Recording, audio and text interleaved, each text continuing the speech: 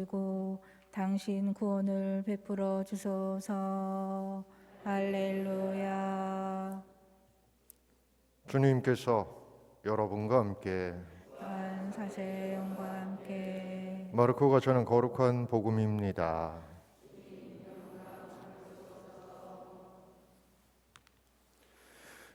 그때 예수님께서 제자들에게 말씀하셨다. 너희는 조심하고 깨어 지켜라. 그때가 언제 올지 너희가 모르기 때문이다. 그것은 먼 길을 떠난 사람의 경우와 같다. 그는 집을 떠나면서 종들에게 권한을 주어 각자에게 할 일을 맡기고 문지기에게는 깨어 있으라고 분부한다. 그러니 깨어 있어라. 집주인이 언제 돌아올지, 저녁일지, 한밤중일지, 달기 울 때일지, 새벽일지 너희가 모르기 때문이다. 주인이 갑자기 돌아와 너희가 잠자는 것을 보는 일이 없게 하여라. 내가 너희에게 하는 이 말은 모든 사람에게 하는 말이다. 깨어 있어라. 주님의 말씀입니다. 그리스도님 참여합니다. 자리에 앉으십시오. 참 예수님, 이번 주간에는 여러분들도 아시겠습니다만은 이제 그 대학 학력고사라고 그러나요? 그게 있는 날입니다. 물론 이제 관련이 있는 분들도 있고 또 없는 분들도 있겠습니다만, 돌이켜 생각해 보면 저도 그때는 이제 제가 다닐 때 이제 예비고사였었는데 그 때가 반드시 온다는 거 알면서도 때때로 게으름을 피우고 또 아직 시간이 남았다고 생각하고 그러다가 이 시험 보는 날을 맞이하게 됐던 기억이 나요. 어찌 됐든 시험 보는 날은 분명히 이렇게 정해져 있는데도 불구하고 그랬다면, 정해져 있지 않다면 더욱더 우리가 느슨하게 또 허투루 우리의 삶이나 시간들을 보낼 수 있는 것이 아닌가, 그런 염려도 됩니다. 이번 주에는 우리 아이들이 이제 사실은 인생에 있어서 굉장히 중요한 그런 첫 번째 관문을 통과하게 되는 것인데, 이제 그것을 통해서 그 아이들의 삶도 이제 이렇게 다양하게 이제 바뀌게 될 겁니다. 저희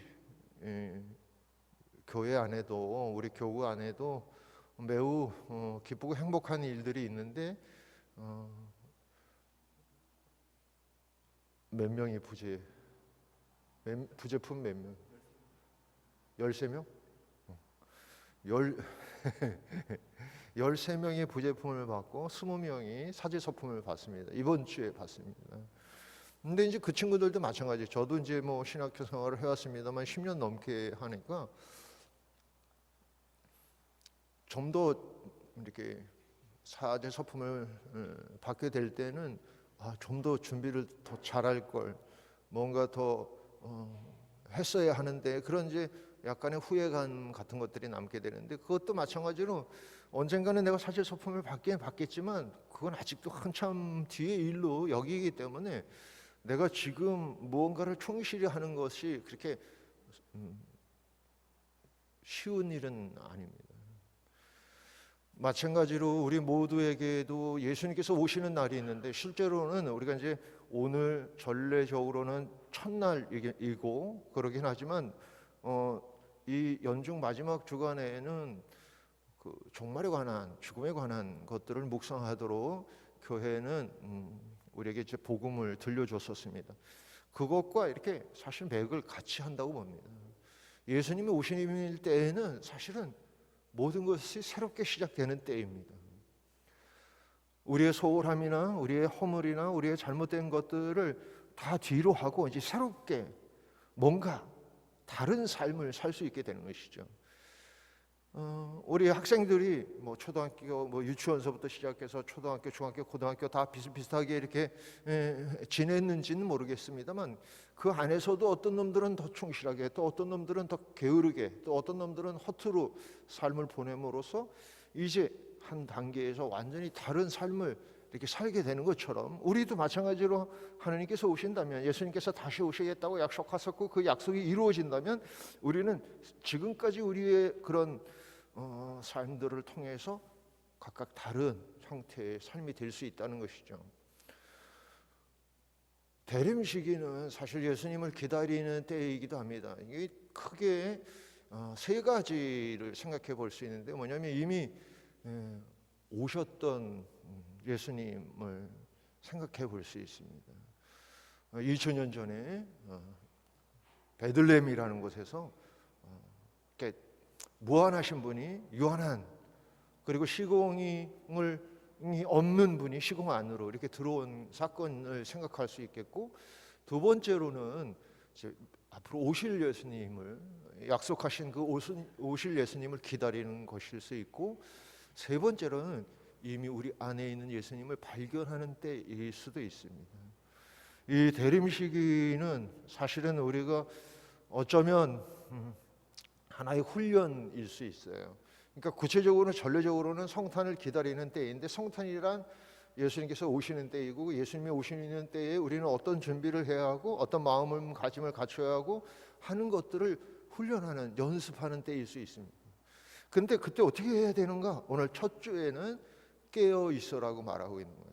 깨어 있다는 건 뭐냐면 내가 의식하고 있는 것이죠. 내가 어떤 삶을 살도록 불림을 받았고 또 무엇을 향해서 나가야 하는 것인지를 깨달아야 하는 것이죠. 이 깨닫다고 하는 것은 이제 한자어로는 각자입니다. 깨달을 각성하다, 각성하다 그러잖아요. 자각하다, 뭐 이런 각자는 이렇게 씁니다. 한자어로. 아시겠죠? 워낙 똑똑하니까 다 아실 거야. 이게 배울 학자 있잖아요. 배울 학자. 그 배울 학자는 밑에 이렇게 아들 자자가 있는데 아들 자를 빼고 거기다 볼견을 이렇게 넣으면 이게 이제 깨달을 각자가 되는 거예요. 그러니까 뭐냐면 배워서 제대로 보는 게 깨닫는 거예요. 근데 여기서 뭘 배우느냐? 기술이나 기능을 배우는 게 아니라 우리가 어디서 와서 어디로 가고 무엇을 하도록 지금 여기에 살고 있는지를 배우는 거예요. 그래서 어떻게 해야 잘 살고, 어떻게 해야 내가 하느님의 자녀로서 혹은 인간으로서의 삶을 충실히 살아갈 수 있는지를 배우고 알게 되면 보이게 되는 거예요. 어떻게 살아야 하는지를 볼 수 있게 되는 것이죠. 우리가 이제 같은 눈을 가져도 우리 관심사가 무엇이냐에 따라서 다르게 보입니다. 세상을 여러분들하고 저하고 똑같이 마가에 나가서 산책을 한다고 하더라도 다 산책이 끝나고 나서 여러분에게 무엇을 보았습니까? 하고 물어보면 10인 10색이 될 거예요. 왜냐하면 우리의 관심사가 다 다르기 때문이죠. 우리가 보는, 내가 알고 있는 것들이 다르기 때문이에요. 그런데 중요한 건 우리가 그리스도인이고 그리스도께서 우리와 함께 계시고 그리스도께서 반드시 우리에게 오시겠다고 약속하셨으니까 우리에게 그에 걸맞는 삶을 살 수 있도록 하기 위해서 우리는 말씀을 배우고 말씀을 알아듣고, 그래서 제대로 우리의 삶을 살아갈 수 있는 길을 볼 수 있어야 하는 것이죠.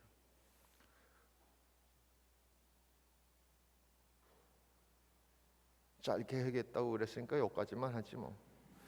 하고 싶은 얘기는 한 10분 정도 더 남았는데 그거는 이제 나중에 하지 뭐. 그리고 지금 뭐 굉장히 그 코로나 때문에 이제 나라가 굉장히 지금 막 이렇게 어수선한, 저는 꼭 전쟁하는 것 같은 느낌이 들어요. 그러니까 막 우리 군인들이 막 쳐들어갔을 때가 있고 지금 막 후퇴하고 있는 것 같은, 그래서 언젠가는 이제 우리에게도 막 올 것 같은 그런 느낌을 받거든요. 지금 현재는 2단계에 있는데 오늘 뭐 저녁에 뭐 이렇게 더 올릴지 내릴지 뭐 발표를 한다고 그랬는데, 혹시 2.5단계가 된다면 저희 성당에서도 잠정적으로 미사를 중단하도록 하겠습니다. 그러니까 무조건 2.5단계가 됐다 그러면 성당에 미사가 없나 보다 이렇게 하고, 이제 2단계로 다시 내려갔다 그러면 다시 하나 보다 이렇게 생각하시면 좋겠어요. 일일이 제가 이제 뭐 오세요, 이제 오지 마세요 이렇게 얘기 안 해도 여러분들이 그거에 맞춰서 이렇게 하면 좋겠어요. 아시겠죠?